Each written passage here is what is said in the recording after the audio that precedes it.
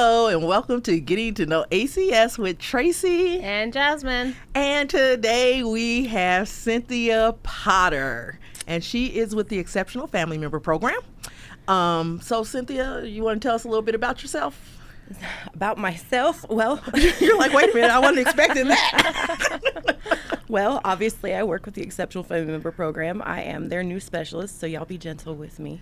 I'm pretty new here. Get the newbies on here. Yes. Yeah. But I do have a pretty significant background in families with special needs, children with special needs, and things along those lines. So I've been working with family members and children for a real long time.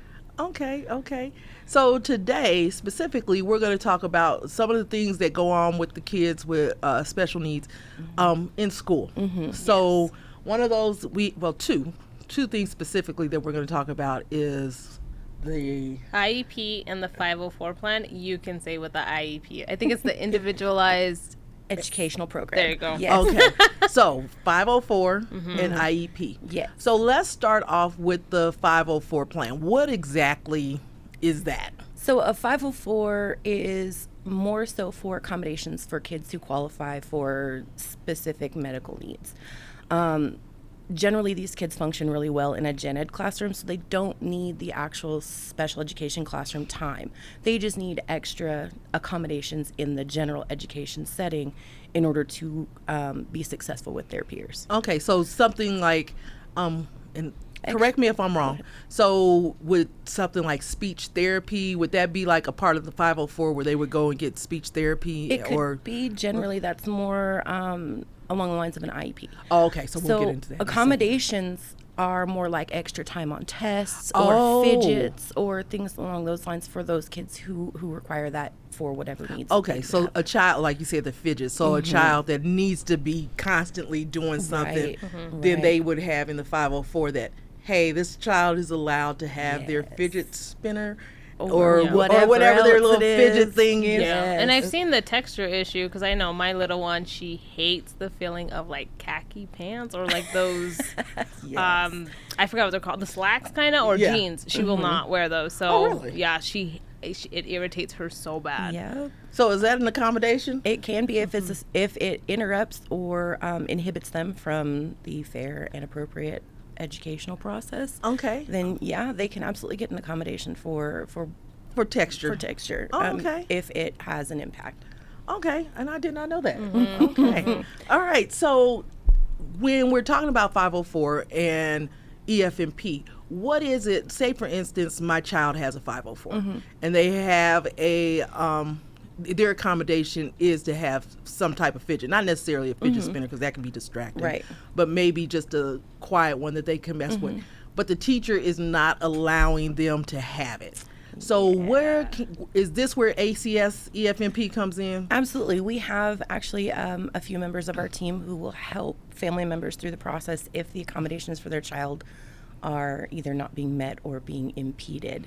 So, we definitely have ways to help with people. Okay, so that is something, I think that's important for our listeners to know, that if your child is on that 504 and those accommodations are not being met, then ACS, our EFMP, ACS EFMP can come in and kind of assist you through the process in making things right for your child. Okay, so you serve as kind of a liaison, to speak between the parent and the school. Yes. Okay. Yes. Okay, I like that. That. Okay, so is there anything else about the 504 that people should be aware of? There are specific things that your children will qualify for. It is not like an IEP process. You don't actually have to sit down with a team of people in order to have a 504 enacted. Okay. You generally bring that up to whoever their 504 specialist is. Oftentimes it's the guidance counselors. Okay. Or the school psychologist or whatever, but you can always go through their teacher and request it. The teacher knows the routes to go through to get that. So if they're interested in getting a 504 because they don't have one yet, talk to your child's teacher. They'll let you know what needs to happen or the guidance counselors. So. Okay. So it's not, so they need to go through like a guidance counselor or something like that. So it's up to the parent to advocate for their child. Yes. To say, hey, my child has these issues and I feel like they need an accommodation. Yes. And that would be the 504. Yes. Now, can EFMP help with that? Absolutely. We can help that parent get their thoughts together as far as whatever they can bring to the teacher or to the guidance counselor or to the meeting that they have for the 504 plan.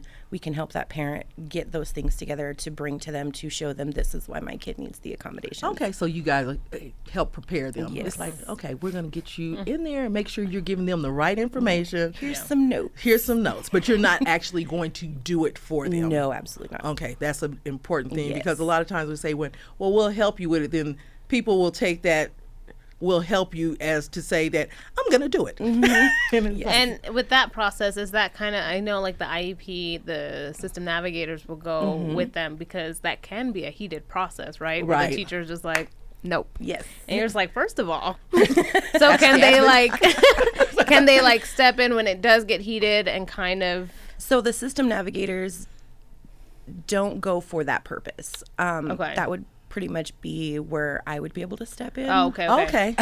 So if it needs more than just a support person, Yes. then that would definitely be something that I would assist with. Okay. Oh, okay. All right. So, and we keep going, so 504 is the parent advocating for the child, and then you all coming in and, giving them pointers on how to have this meeting or things to bring up as the reasons why they need the 504. Right.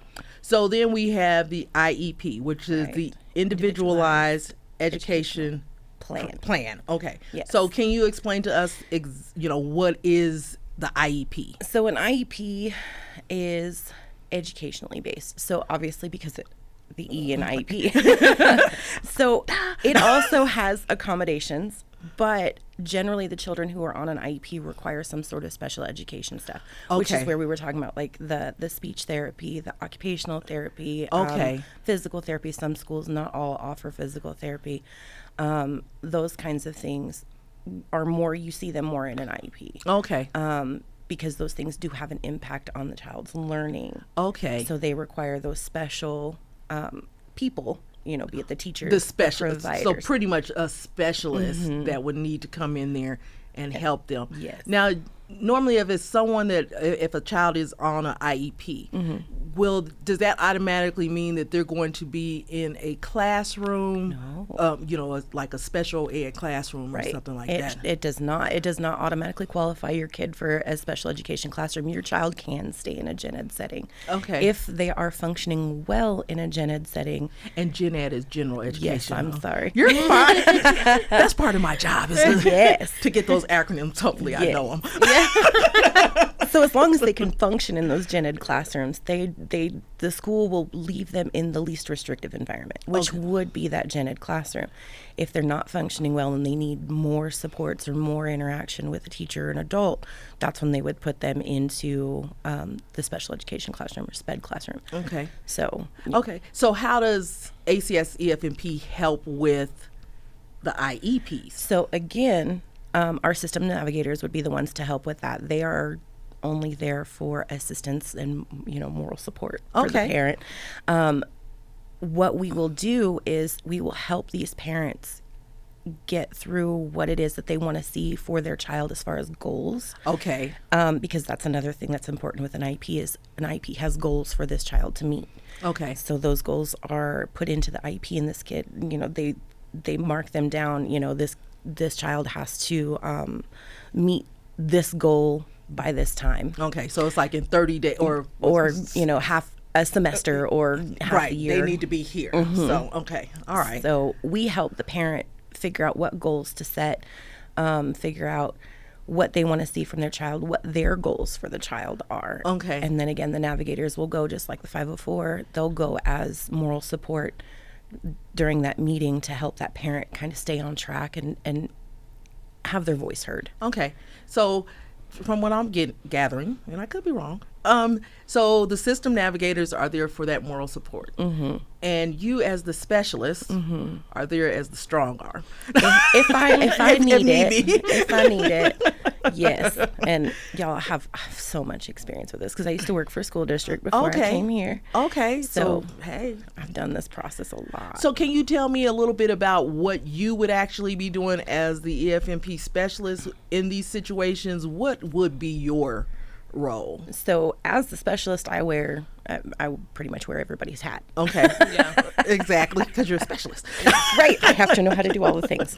But in the event of like a 504 or an IEP, it would be, I would go in and assume a laid back role, more or less. I would allow the parent to speak, but I would be able to interject on topics that need clarification or things that we need to make sure are addressed, or slow the meeting down so that the parent can understand what's going on, because a lot of times they use technical jargon and y'all just like our acronyms. Yes. So it's like, if you don't know, you don't know. Yes. So as far as that goes, I'm there to help the parent ensure that their voice is heard, ensure that their concerns are heard, and ensure that needs are accommodated and met as much as possible. Okay. And so one of the things that keeps popping into my mind is like reading, where a child, for whatever reason, they're not reading on grade level, or maybe they have dyslexia or something like that. So is that under a 504 or is that an IEP? So those are two separate things. If they're not reading on reading level, it can be a 504. Okay. If they have dyslexia, it can be either or. It depends on the severity of the diagnosis for that child and how much intervention that they're going to need. Okay. And so, say for instance, the child has dyslexia, and you said setting goals with IEPs. So it's like, okay, this child is reading on this grade level, so by the end of the semester, the goal is to have them here, or the goal is to have them to better understand, come up with a plan on how they can better read and understand something that's going to work for them. And they don't always, the goals that they put forth in the IEP, they're not always met by the school year. So they're goals, eventual goals, because an IEP is more than just 1 year. Okay. So an IEP is, I believe in Texas, it's 3 years with a review annually. Okay. So those goals can change in those years if that child meets that goal. Or then you have another goal on top. So you have small goals and then that major goal. Yes. That comes. And then so you said that is a process that overlaps years. Yes. Now, is the 504 the same way? 504 is generally the same way. Okay, so it's not. I think something, it's a little longer, actually. Okay. I can't. So you don't have to necessarily go back every year and say, I need this 50. They had this 504 last year. Yeah. I still need it this year.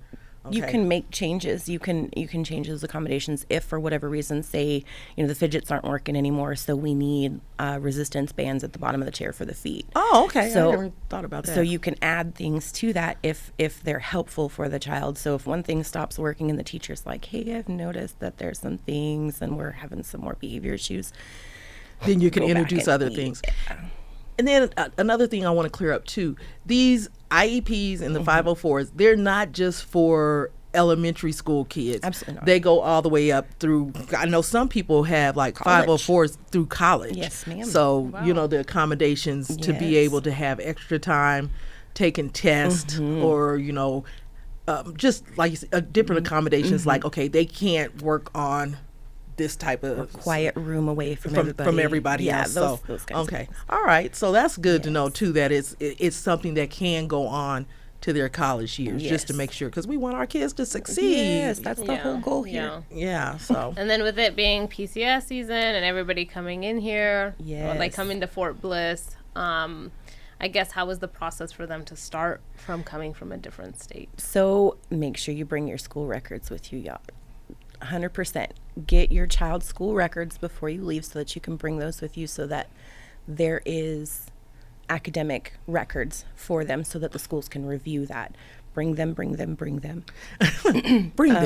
Please. And then when the school year starts, you can request both of those things. I feel like because of this and this, my child needs a 504 or an IEP. Okay. Right. So. And I'm glad you brought up, Jasmine, about the PCS season, because sometimes, like with the 504, where those accommodations, just the fact that they're moving to a new environment could be, it's like, okay, they need additional just to be able to adjust, you know, Right. especially I know with children that have autism and they get used to those routines, and now all of a sudden you're putting them into a new routine. Yes. So sometimes, you know, PCS, and you need to revisit it. Yes. And you bring out a very good point. Bring the records with you. Please. Do not, you know, rely on that school to send you before you leave your duty station, if it's here or if it's somewhere else. Go to the school and get your kids' records. Take them with you. Please. Hand carry them. Yes. Put them on digits, you know, scan them, do whatever you need in case something happens to the paperwork. So I would also do it that way as well. So. Yeah, and then definitely transition from COVID virtual school to Ooh, PCSing, you have a lot of kids starting high school, starting middle school. So not only do I have to change everything, but it's like complete middle school, no friends. And they're already anticipating, you know, the buzzwords, the learning loss from being at home in the virtual environment. And then again, like you were saying, all these kids are going back to school and they haven't been to school in a year and a half for some of them. Yeah. So we're going to be busy. You're going to be busy because, you know, you think about those kindergartners and those first graders who Went is to like school for half a year. At home. Right. And now they're like in a class where it's like, oh, they were fine at home, but now they have the challenge of having other children, 20 other kids. Yeah, and it's like, okay, why does Billy get to have that and I don't? Yeah. You know, so I Or guess snacks whenever they want it, right? yeah, it's like the refrigerator's right there. I can go give me a snack. Right? Yeah. She's always thinking about food. Oh gosh, I know. So I'm so glad that, you know, you came and you spoke with us about this because I think this is an important subject, especially, you know, as Jasmine stated, coming into PCS season or even just for military families. You know, we do have PCS seasons, but we have to always remember that people PCS all year. You know, ideally, you know, people try and PCS when the school year ends or during those big breaks. Right. But sometimes it doesn't happen. You don't get a choice. You don't get a choice. Yeah. We don't care if it's in the middle of August or, well, that's PCS season, but November. yeah, November. Right. There you go. It's like Right after Christmas. Yeah, it's like PCS and Thanksgiving time. You know, you're gonna have Thanksgiving in a hotel. Oh no. Been there, done Yeah. that. It was So, an adventure. But if anyone has any questions, whether they're PCSing or not, if they have questions regarding their child's education and accommodations that need to be made, ACS EFMP program is there, either with our system navigators or through you, our specialists. But I also want to mention, if we have any educators who are out there and want to get more information, we also have our EFMP educator. Yes, which I will be hitting all the schools. So. Yeah, so Yes. you know, and she's there to give you guys information and to do that outreach. And, you know, you can even have her out to speak with the parents. Yes. You know, Yes. if you're having like, you know, if they're having what is it? I don't even remember anymore. Where all the kids get in the auditorium. Learning loss. Oh, those What are those called? Oh. Nobody knows. I What can't is- even remember either. Yeah. No, I It's don't know. Anyway. Yeah. It's been a year since school, so I don't. What? My kids haven't been in school forever. Yeah. You know, so I my forgot. youngest just graduated from college a couple years ago. So yeah, so I don't, you know, when they go to the auditorium and Assembly. There you go. Thanks, Chris. Thank you, Yes. Chris. He was struggling over there because he knew the answer the whole just time. like, what the heck? You know, that's why we have a producer. Oh my gosh. Because all of us have brain freeze over here. Yeah. Yeah. So when they have an assembly, if you have an assembly or something and you want somebody from ACS and EFMP Yes. to come out and talk about those things, Yes. Jasmine is your girl. And I will be getting with this military school liaisons at each school as well so that I can get the report of how the schools are doing, where they're struggling. Okay. So, yes, Yeah. I will be out and about. So you can stop me if you have questions. If you see her in the street, stop her. Yes. Not if I'm eating, though, okay? Because she gets a little hangry over there. But yeah, so Cynthia, thank you again. We got off track there for a second. We always do. But thank you so much. You know, I think this is a valuable source, you know, for our families, something that they definitely need to take advantage of. And even if they don't know, but they're thinking that their child may need to have some accommodations, to come in and speak with you guys. Yes. So you guys can help them out. Okay. Is there anything that you would like to add that, you know, maybe I didn't cover? So anything, really, guys, anything that is the non-medical side of EFMP, if you have questions, if you need assistance, if you need help, please reach out to us. That is the sole purpose of why we are here. Yes. We are more than happy to help you, and if we can't, point you in the direction that can. So please remember your ACS EFMP, everybody's, because we're here for you. Okay. Yes. And I love that because that's a perfect segue to my next question for you. So, what brings you joy working at ACS EFMP program? My ultimate goal in life, what I wanted to be when I grew up, is I enjoy helping families and children who require special needs or special treatments. It is the thing that brings me joy, and to see the smiles on the faces when things start to happen. Okay. So When you see that turnaround. yes. Awesome sauce. Okay. I don't know why I said that. But again, Cynthia, thank you. Yes, and if you all have any questions regarding EFMP, you can contact EFMP. You can call the main ACS number, Yes. 915-569-4 4 ACS 4227. Yes. So Option 1 now. They changed it. It's option 1. I'm glad you yelled that. Sorry. Option 1. Don't forget. Okay, so EFMP option 1, and they can get transferred to you all, and you can answer all their Yes. questions. And if you have other questions, you can drop those down in the comments or just send us a message on Messenger. Absolutely. Yes. You can come into our DMs and do that. Okay, so again, thank you all for listening. This is Tracy. And Jasmine. Don't Oh, don't forget to subscribe and click that bell. Okay. All right. Bye. Bye.